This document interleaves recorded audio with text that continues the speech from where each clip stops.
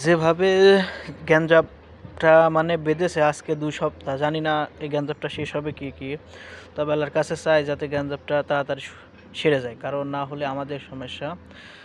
গত রাত্রি যেভাবে বোম মারছে, মানে রাত 12:30টার পর থেকে কিন্তু আমরা একটু ঘুমাতে পারি না ভয়তে।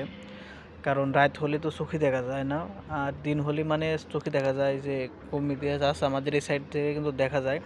যেমন সকালবেলা 6টা ড্রোন পাঠাইছিল, 6টা ফাটাইছে দেখা গেছে, কিন্তু রাত্রিরে তো দেখা যায় না।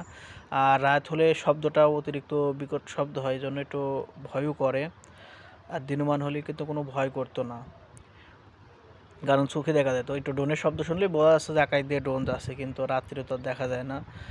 বর্তমানে খুবই ভয়াবহতার ভিতরে আছে সবাই, মিডল ইস্টে যারা আছে। তবে আমরা একটু আল্লাহর রহমতে একটু ভালো আছি, কিন্তু অন্য অন্য জায়গার লোক কিন্তু খুবই খারাপ আছে।